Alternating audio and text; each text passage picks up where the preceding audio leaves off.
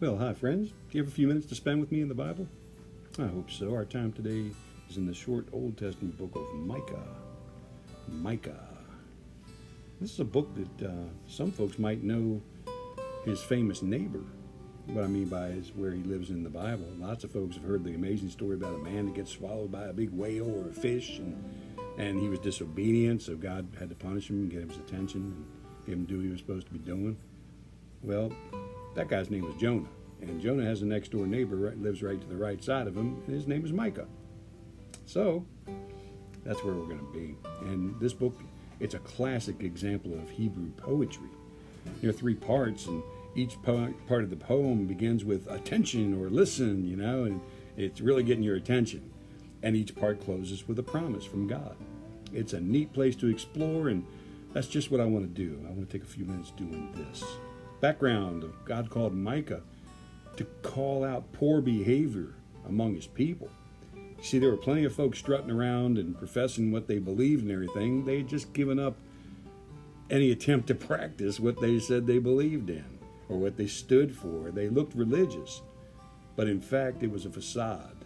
That means their outward appearance hid what was really going on inside them. And many years later, if you know your Bible, Jesus would use some of his fiercest words ever uttered to describe the hypocrisy of the Jewish leaders. Someone once said Jesus' words flew from his lips like claps of thunder and spears of lightning. I like that. You know what he would call them, Jesus? He would call those religious leaders? Hypocrites, son of hell, blind guides, fools, robbers, self-indulgent, whitewashed sepulchres or whitewashed tombs. Yeah, he called them snakes, he called them vipers, persecutors, and murderers. Excuse me. That got me all wound up. Perhaps we'll explore that another time. That'd be a good topic for a discussion one day. But I want to stay in Micah, because in chapter 6, it's also very exciting. At least it is to me, and I hope it is to you also. Chapter 6 of Micah is basically a courtroom scene. Well, so to speak. See, God brings charges against his people, and he calls his witnesses, and his witnesses are mountains. Yeah. And he says in there, quickly, he says, "What have I done to you? What have I done to make you tired of me? Answer me." Then he reminds them of some of the miracles they've seen with their own eyes, and he pleads that all he's done is try to teach them how faithful he's been to them. And he wants to know, did they understand what he was trying to get them to understand? No, not at all. Because after he states his case against the people go into defense. I remember it's a courtroom scene. And they did what a lot of people do when they're convinced or confronted with overwhelming evidence of their guilt. They try to deflect. They asked God how they could work their way out of their guilt. And they offered things that started out small and built up into something as crazy as offering their children to God as a sacrifice. Can you believe this? Where would they get this? Where in the world would they get this idea about God would be pleased if they sacrificed their firstborn child? They got it from their neighbors they had started imitating. Look quickly to see God's response to their nonsense. He says, "No, people.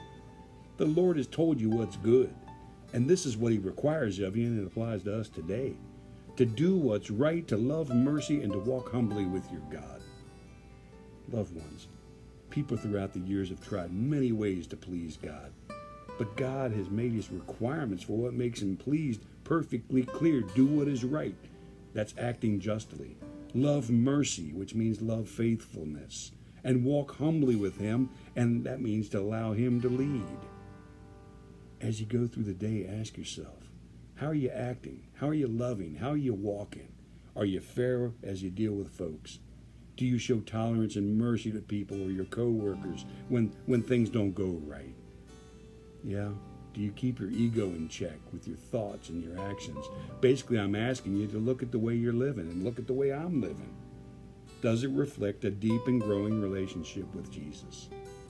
That's it today. I was in Micah and I was going, this is a cool book.